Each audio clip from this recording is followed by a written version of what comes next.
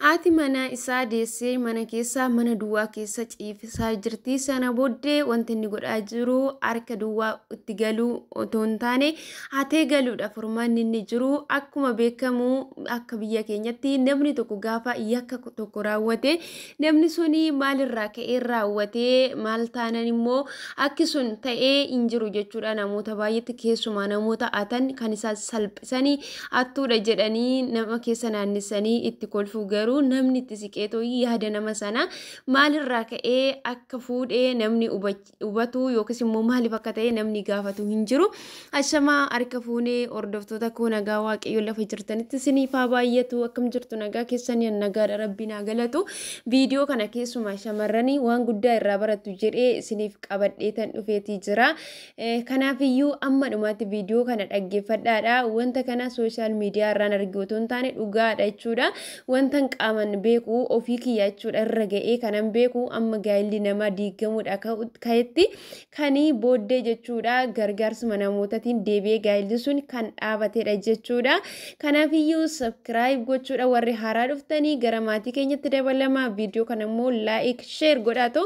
obboloota keessan keessumaa shamarran yookiis dubartii biraan naaf ga'a isiniin jedha obboloota koo. Innis maal ture yoo jettanii abbaa manaa fi haadha manaa tokkotu ture. Sana booddee isaan dhala tokko godhatanii dhala lammaffaa irratti erga dubartiin kun deessee maaliif jiruuf jireenya Itoophiyaa keessaa hin beektu haal tokko gadi nama buusa haal tokko ol lama buusa. Kanaaf wantoonni mana keessatti socho'anii hin jiru jechuudha. Maaliif haadha manaa yookiis immoo dubartii deessee mana keessa jirtu tokko amma manga ulfaatu hin beektu jechuudha. Wantoota hedduutu ishii barbaachisaa namni illee gara sanaa dhaqeetoo isaan gaggaafachuu danda'a. Bakka maallaqa hedduu minaan illee wantoota hedduu nama barbaachisa mana keessatti dubartiin tokko gaafa ishiin deesse isiniin jedha obboloota koo. Kanaaf abbaa manaa fi haadha manaa tokkotu ture. Abbaan manaa kun maallaqa nama irraa fudhateeti ittiin gabaa oola jechuudha. Namni maallaqa irraa fudhate kun immoo mucaa dhiiraa dargaggeessa kan ta'e tokko qaba. Isa wajjin itti kenneeti abbaa maallaqaa yookiis immoo abbaan horii kun ilma isaatii fi abbaa manaa dubartii kanaatu wal wajjin hojii kana hojjeta. Gaafa kaanitti hojii hojjeta sanarraa bu'aa badaa hin arganne xiqqoo argatanii gaafa xiqqoo argatanii maaliin godha jedheeti mucaa dargaggeessa isa abbaa qabeenyaa kanaan hin mari'ate jechuudha. Inni horii namaatiin wajjin hojjetu kun sana booddee inni maal jedheeni anis abbaa kootitti hin himu. Kanaafiyyuu wanta irraa arganne kanaan ati mana keetitti waan si barbaachisu bitiitoo fudhu galii jedheenitti mucaan namicha isa qabeenya yookiis immoo horii isaa itti kennee ittiin hojjetan kun ilmi isaa hin eeyyamee fi gaafa kana abbaa qabeenyaa kana dhoksanii mana isaanii guutummaa namatti dhoksanii jechuudha. Hullaadha waan ta'aniif fuudhee galee sana booddee dubartittii kanaan haadha manaasaa kanaan wanti inni jedheeni akka kanatti har'a bu'aa hin dhabne ishii kana qofa arganne isa kana immoo isaaniifis irree nu bakka sadiitti addaan baasu mucaa isa abbaa qabeenya qabu sana dhee abbaa qabeenya sana dhee ana jedhee bakka sadiitti yeroo addaan baafame nama sadii fi waan ittiin bitee galudhamnaan akkanatti mucaa kana wajjin wal mari'annee inni waa si barbaachisu mana kee keessatti bitadhuutii galee anis inimmoo abbaa kootitti naan jedheeni akka kanattiin waan akkanaatiin galee har'aa bu'aa hin arganne jedhee haadha manaasaa kanatti odeessa. Haati manaasaa kun immoo dubartoonni kaa hin beektu buna kan wajjin dhuganii keessaa nama garaashii kan taatetti bakka yeroo baay'ee kan wajjin haasoftutti maal jettiin akkanatti waanuma ittiin waan tokko manatti nuu fuudhee galuudhaaf manni keenya duwwaa ta'ee umtuu mana keessaa hin qabnu qonqon hojjeessuudha ka'ee beelofnaan akka kanatti kinoo isa dhoksee nuuf atanii tooyi mucaadhaan walii galaniiti. Kinoo akka kanatti ishii qajgoonee samuuna kana akka sanatti jiraachaa jirra jettee dubartii kanatti himte. Dubartiin kun immoo maal gootii irraa fuuteeti haadha manaa namicha isa qabeenya isaa itti kennee hojjechiisuu sana bira dhaqxeeti namni hammaa maala manamaa ilmi keetiyyuu kinoo inni si keessaa gadi ba'e inni ati deesse suniyyuu halagaadhaan walii galee kinoo si ataa jira kinoo akkasitti akka kana godhan jetteeti ishiin si icciitii gooteeti haadha manaa namicha hojjechiisa isa horii yookiis immoo qabeenya isaa itti kennee hojjisiisu sanatti himte ishii sana booddee maal gooti olloonni hin jiru jechuudha baay'ee walitti dhudhuufu isaanin jechuudha warri dhiirotaallee fotoo ta'anii akkamitti akkas godhu bakka hamanneet itti kennine nuti jettee dubbattee sana booddee jechuudha namoonni dhiironni kaanii bakka hamma raqanii abbaa manaa isa kinu akka sana godhe isaa hatee mana isaatiif jechuudha waan ta'e harkatti rakkannaan qabatee gale sana itti himnu malee akkamitti dhoksaa isaa itti himtee too'i itti matee too'i wanta bakka mana isaanii keessatti irrina jiru otoo hin jaalatiin harka duwwaa itti galuu dadhabnaan akkasitti fuudhee galee kana akkamitti ishiin immoo icciitii abbaa manaa ishii bakkee baafti himuu qabna wanti dhufe haa dhufu jedhanii sana booddee namoota warra hollootii wajjin walii galaniituma wal dhodhoowwanii lekki gaa'illi kuni manni kuni diiggachuuti danda'a waan ta'eef jedhanii micayyoodhani kana booddee abbaa barbaadde wajjin hiriyyummaa walitti dhufeenya qabaadha garuu icciitii abbaa manaa kee akkamitti baastee too himtaa jedhanii dubartii kanatti hin kaan jechuudha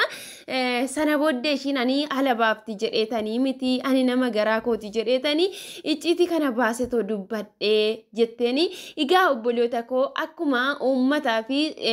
aadaa naannoo keenya keessa jirutti namoonni gaafa atan yookiis immoo namoonni gara araada hin taane taanetti gaafa bobba'anii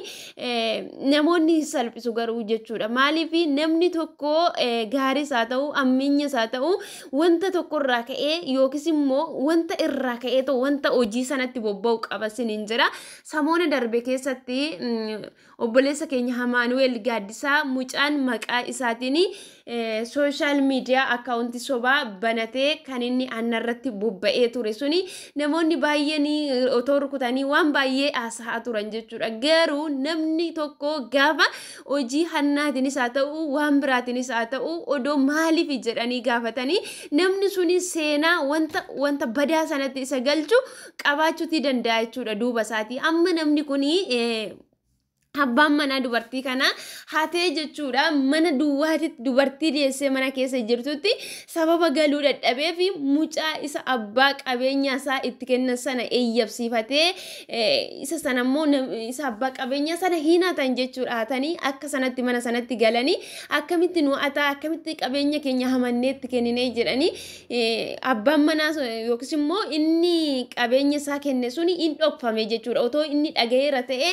inni dhaqeeti isa qabeenya isaa itti kennee amanamummaa kee gattee na attee na saamtee ani amanee sitti kennee jedheeni hojii isa itti kennee maallaqa ittiin hojjetu sanillee harka isaatirraa fudhachuuti danda'a jechuudha abbaan qabeenya sun garuu inni sun inni atee galee sun amanamummaa dhabuu otoo hin taane yookiis immoo anna jaalatee otoo hin taane dirqama jechuudha dirqama rakkinaatu dhaqee tooyi anna sana keessatti isa gate malee namni sun jaalatee miti maaliif harka isaa duwwaa gaafa dhaqee mana sana keessatti itti galu niphata deesse mana keessatti deessetoo jirtullee xanneen illee dha'uu danda'a jechuudha deessuuni qoonqoon dandeessu jedhu jechuudha qofa yeroo dubartiin deesse jechuudha nan dhagaa waan ta'eef kanaafiyyuu maal barannaa asirraa namni tokko wanta hin taane tokko irratti gaafa qabame maaliif akka ta'e nama sanatti otoo siinne yaadan gaafanne akkasuma immoo dubartiin mana ishii keessatti wanta jiru tokko dhoksaa abbaa manaa ishii erga abbaa manaa ishii godhattee gaa'ela wajjin dhaabattee erga qaama ishii godhattee dhoksaa abbaa manaa ishii gadi baasuun qabdi dubartii kana otoo jechuudha dhoksuu fi baatanii abbaan manaa ishii kun kan dhaga'u ta'e gaa'elli isaanii bakkeedhumatti diigameera siniin jedha obboloota kooyi kanaafiyyuu dhoksaa gaa'ela keenya keessa rakkinni jiraachuu danda'a irrinni jiraachuu danda'a gadi baafne too gatuuti hin baasne too namootatti himuu namootatti firfirsuuti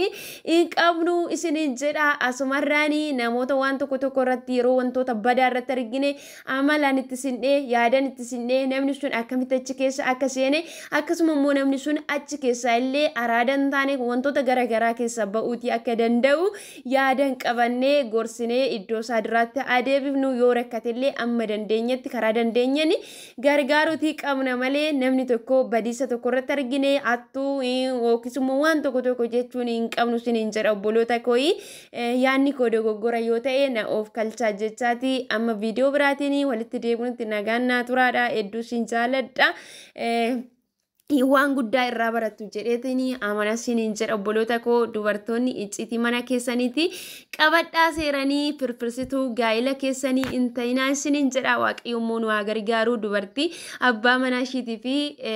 irrina isaa dhoositu yookiis immoo haalan ogummaadhanii wantoota baqa abbaa waan tokko mana keessatti qusattee abbaa manaa ishiitillee